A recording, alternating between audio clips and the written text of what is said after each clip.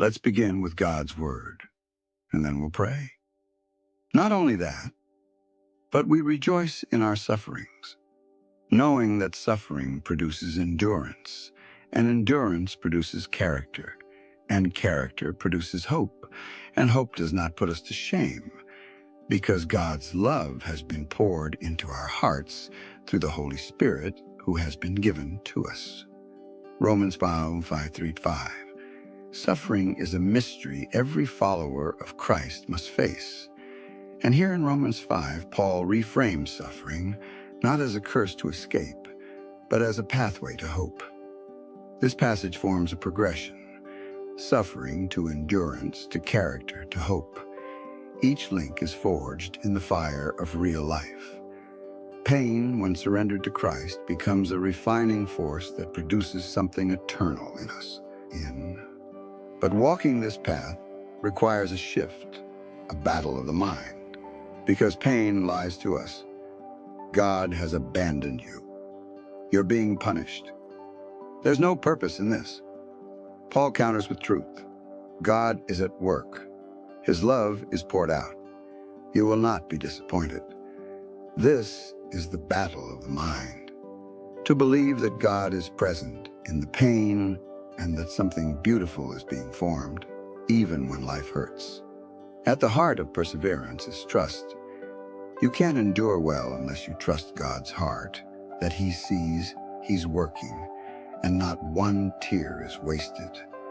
Romans 5:5 reminds us that hope does not disappoint because God's love has been poured into our hearts. That means our strength doesn't come from willpower alone. It's fueled by love and carried by the Spirit. Trust doesn't remove the pain, but it transforms the process. Now, let me tell you about Naomi, a cancer survivor. During remission, she took up gardening. One spring, while pruning a struggling rosebush, her friend asked, "Does it hurt the plant to cut it so much?" Naomi smiled and said, "It feels cruel, but it's care. Cutting now helps it bloom later." That evening, Naomi read Romans 5. Tears came as she remembered the chemo, the prayers when God felt silent, and she realized He had been pruning her, not punishing her. Her suffering had produced endurance. Her endurance deepened her character. Her character now overflowed with hope. She wasn't the same woman anymore. She was stronger, softer, full of light. Like her garden, she had learned to grow through pain. Romans 5 is not a call to celebrate pain for pain's sake. It's a declaration that God redeems suffering. He may not remove the trial, but He never wastes it. Consider it pure joy when you face trials. This light momentary affliction is preparing for us. These trials come so that your faith may result in praise. This isn't false optimism. It's Spirit-empowered resilience. Hope doesn't ignore pain, it outlasts it. Suffering doesn't mean God is distant. He's often closest. Perseverance isn't passive. It's walking by faith through fire.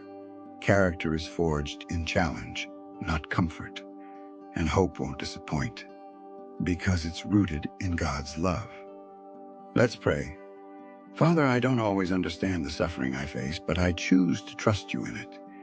Teach me to endure, not with bitterness, but with faith. Let this pain shape me into someone more like Christ. Thank You for being the God who wastes nothing, not even suffering. You're not far off in pain. You're near to the brokenhearted.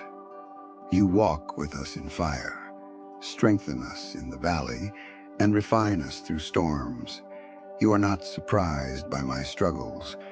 You're the God of endurance and encouragement, the one who holds all things together. I praise You because even when circumstances shift, Your love remains constant. Thank You that through trials, You're shaping endurance, character, and unshakable hope.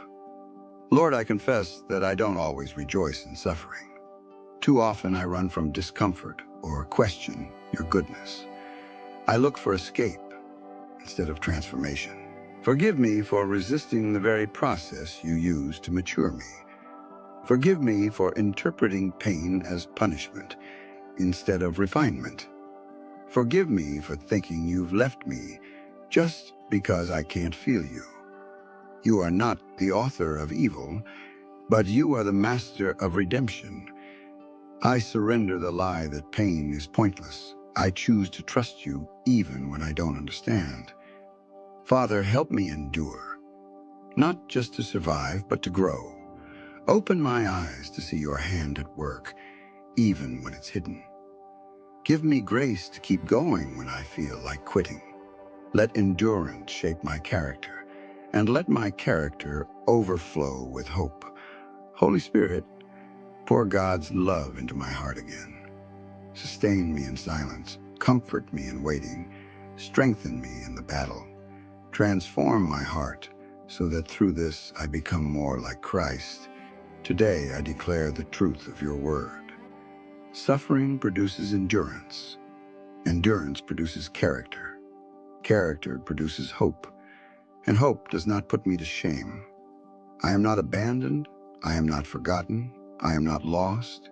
I am loved by God. I am sealed by the Spirit. I am being strengthened daily. I am not defined by what I'm going through. I'm defined by the one who walks through it with me. I break agreement with every lie of hopelessness and fear. I reject the voice of despair and rise up in faith.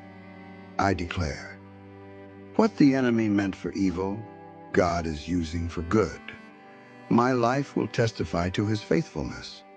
I am not fighting for victory. I'm fighting from it. Because Jesus lives, I will endure. Because he loves me, I will overcome. God works all things together for the good of those who love him. Romans 8:28. This pain will not be the end of me. It will be part of my becoming. In Jesus' name, amen. If this prayer spoke to your heart, go ahead and type amen in the comments. It's a simple act of faith. And if you need prayer for anything specific, share it below. We're here, and we're praying with you. May the grace and peace of our Lord Jesus Christ be with you always.